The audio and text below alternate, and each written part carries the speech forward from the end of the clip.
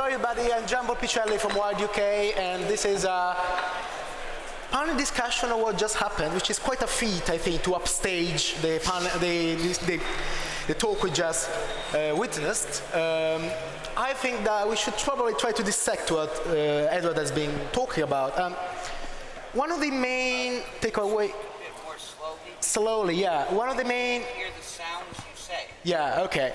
One of the main points I took away from the conversation was that Edward Snowden doesn't seem to think we can tackle what is going on with surveillance capitalism, with the surveillance state, through democratic means. We can't really rely on the state. Through what? Through democratic means. We can't really rely on political process, on the state. And I was just wondering whether this is something you would like to comment on. I mean, is the... Richard, go first. Richard, please start. Is this working? I don't know. No, it's not. It's not. Oh, it is working. It is. Please. I think it is only through the state that we have any chance of preventing total surveillance that would give us a combination of China and the Amazon warehouse. How are we going to get rid of face recognition cameras all around the streets? I don't think we're going to be able to disconnect them. You know, it may be impossible to reach them. Well, you can probably try and smash them with a hammer. You could try, but it's hard to get up that high, and you'd be caught. You'd be caught and put in prison. I don't, you know, you may not even be able to spot them. Right. The thing is, we need to make it a crime to operate them. Right. So you and still that think means we can the state essentially nudge or even take over governments in order to convince them that what they're doing is wrong? People should not give up on democratic action through governments. There are many problems that we can only solve that way, such as global heating and climate mayhem that results from global heating. How can we stop those plutocrats from destroying the earth? It can only be done through the state, because only the state has power that can stop a plutocrat from trashing the land and the sea and the air. I mean, what Edward suggested, though, was that there was a sort of unholy alliance of corporate and state. Yes, there is. And so you can't really tackle that. There is, but the point is, the state's the only part we can directly influence very much. And what about building a social movement like Harry suggested during his talk? Can you? I was asking a question. I respectfully disagree with Richard insofar as I believe it will be, if you just look at where politics are going, you see Trump, you see... And Sanders, but so far he's been prevented, as the WikiLeaks leaks shown that everyone was so upset about, that he was prevented from becoming the Democrat candidate, and I see no reason to believe that Biden will not do the same. What? Yes, there are obstacles. Yeah, there are obstacles, and I think that maybe another alternative is to build in parallel to what will probably be a declining and collapsing state order, to build parallel, decentralized institutions which can survive what will probably be a very terrible future that we're facing. And I think it's not all negative. If you look even at, I visited Amir in Syria a few months ago. Oh, good. And what we saw in Syria was that even though the Syrian state had mostly collapsed and was quite busy murdering its own people, that the people of northeastern Syria were building through popular social movements, decentralized, feminist, parallel structures that were actually capable of building armies even and fighting but that ISIS. took the collapse of the state before this was rebuilt, right? Yeah, well, the state, it's not that the state collapsed, it's more like the state withdrew. Okay. And I think the future may be the state withdrawing into green zones like you have in Baghdad, and leaving large portions of the globe to die. And I think we need to provide the technology to give those people freedom, let them self-organize. And I think, you know, it just really, it's a choice of what you feel is more likely to succeed. And I've done some political work with the European Commission, and I'm not, and tiny bits of the US government trying to lobby them. And to be honest, I'm disappointed in the results, and I'm so disappointed the European Commission in was trying to essentially help you build some Tor alternative, if I remember correctly. Like originally after Snowden, we thought we could pass this Magna Carta for the web and get governments on board to stop mass surveillance. And what we've seen is that effort did not work, that if anything, surveillance was just legalized post hoc, and it's become worse. But it's shifting now. Sanders just proposed a nationwide ban on use of face recognition by the police. And the state of Massachusetts is considering a law to ban face recognition use by any part of government. And this is something we've never seen anything like before. It gives me hope. Now is the time to push hard. The point is, don't stop with mere data protection. The idea of data protection assumes the data will be collected, and that means you're already shafted. We need anonymity protection. We need to make it illegal to ask who you are. Right, Naomi, you wanted to jump in? Sure. The point about social movements and those sorts Yes. of counterpower is extremely, extremely important. The story of what happened immediately after the Snowden revelations with this rash of national security laws throughout the Five Eyes and some of the countries just beyond the Five Eyes is really one of comprehensive failure, notwithstanding what Snowden said about partial changes in the US. Well, maybe in some of those fights, I mean, the UK fight, I think that civil society made like significant strategic errors. Fair enough, we learned from that. What worries me is that I look at what's happening in Australia, where we have this continual onslaught of terrible, terrible, terrible national security laws, equipment interference, Official Secrets Act type laws, just on and on and on. And civil society in Australia is doing everything right, as far as I can see. Working. And there forms a broad consensus between NGOs and business. They're doing everything they can, but in the absence of actual, a social movement behind it, we're fucked, basically. So I find that quite depressing. I'd like to be as optimistic as Ed is, but looking at some of these battles in isolation, it's really quite a dark scene. All I can think of really is we need to look for the small battles that we can win. I'm very lucky to work in whistleblower protection, which is one of like the shining lights of positive movement in the past few years. Gavin, you look at me with a face of somebody who wants to say something. Yeah, Whistleblower I think a lot of this talk is sort of missing the point. Sorry, I'll try and speak louder. As long as we have to trust people in charge to protect our interests, then we're fucked. Right. And how do we unfuck ourselves?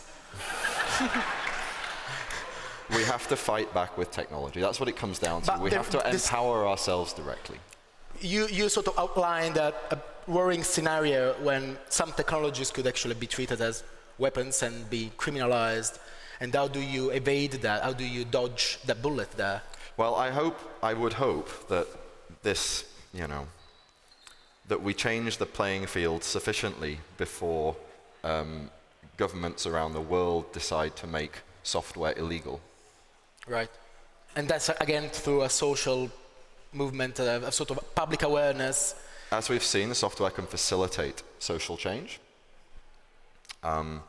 both in terms of facilitating communication and cooperation, like we see with WhatsApp and Telegram and all the rest of it, but also in terms of economically strong cooperation. You want to touch on blockchain? Because, I think it's time to say the B word, which is not Brexit in this case.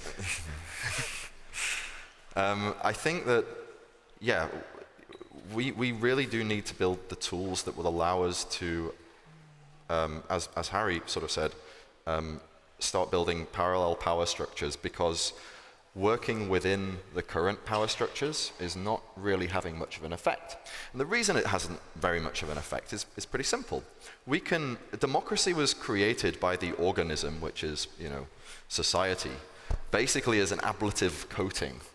so that the people could get upset with the power base, right? The revolution, in principle, the power that can cause a revolution, that can really change things, so that they could have a scapegoat, someone to point at and say it was their fault. Yeah. In reality, it's not the politicians' fault. The levers that politicians can pull are absolutely minimal. When Obama went in and wanted to, shut down Guantanamo, it's like, yeah, shut down Guantanamo, guys. Oh, well, to do that, we have to do this, that, and It's the a other. deep state of Trumpian definition, I don't right? want to go into Trumpian paranoia here, but yes, the establishment is called an establishment for a reason.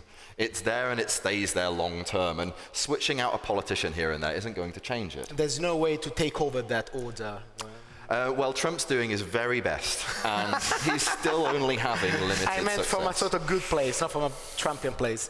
Harry, do you You have are any? completely mistaken. Good. Why? Explain why. You have got it all wrong.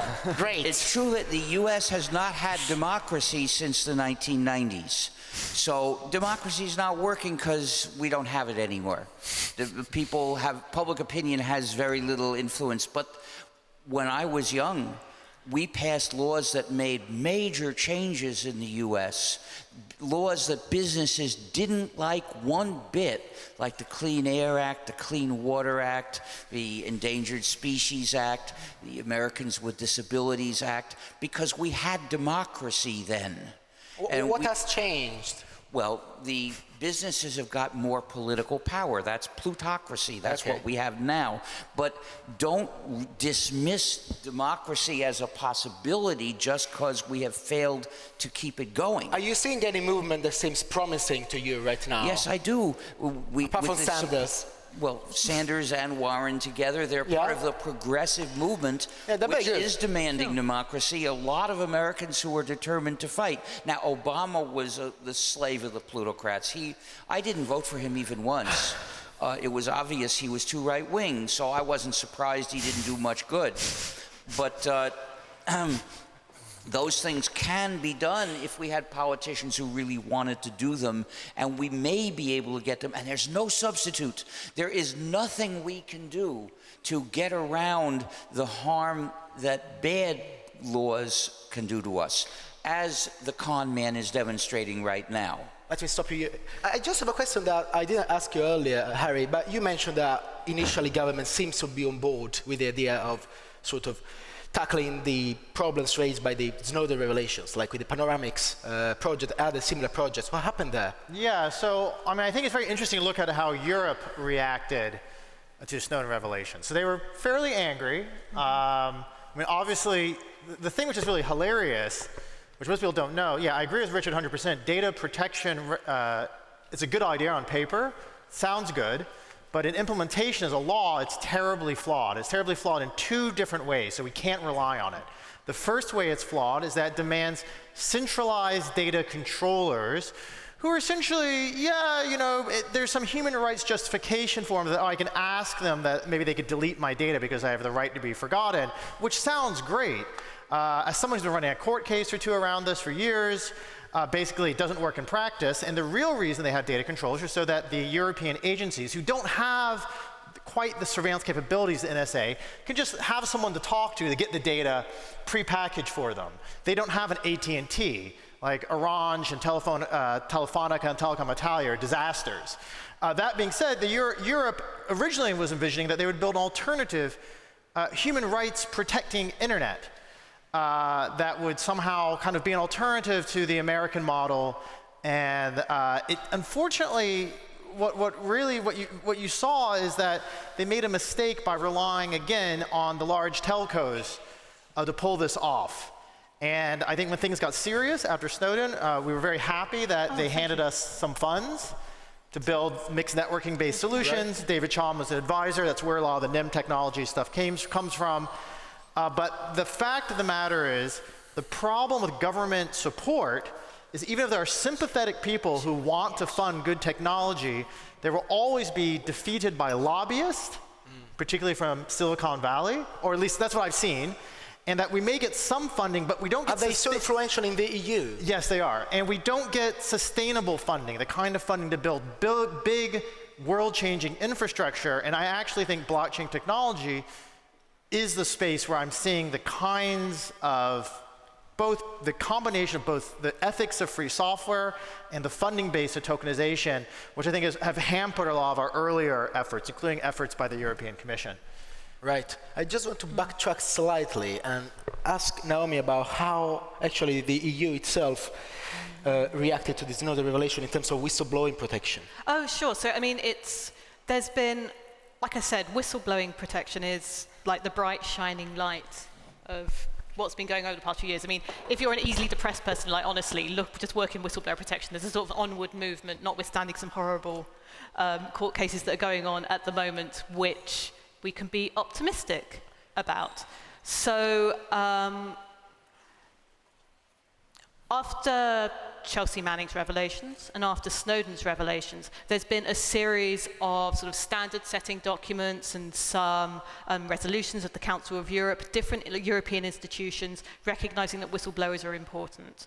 What really turned things around, because 5 years ago it really didn't look like the European Commission would do anything important about this at all, was the Luxembourg leaks. Oh, right, Antoine yeah. Deltour, Tax which evasion. happened- Luxembourg leaks. Luxembourg leaks. So this is about tax evasion within the European Union. It came about at the time, was exquisitely embarrassing for the European Commission when Jean-Paul Juncker, who was sort of responsible for a lot of the misdoings that were revealed, had just become president of the European Commission. Right. And as a result, belatedly, and a big civil How society does it campaign. dovetail with the larger conversation about surveillance? How does it dovetail with the largest conversation about surveillance? There is a greater understanding that big institutions need to restore trust somehow. And of course, Snowden's revelations were a big step in that direction, and a determination of international institutions to say, hang on, people who reveal these things need some protection. And whistleblower protection is important, not just because we want to protect people who do brave things, although we should, and that's kind of key, and let's not underplay that. But most people have not noticed this, but whistleblower protection legislation is quite an important vector under, on the DL of putting in legal standards for protection encryption.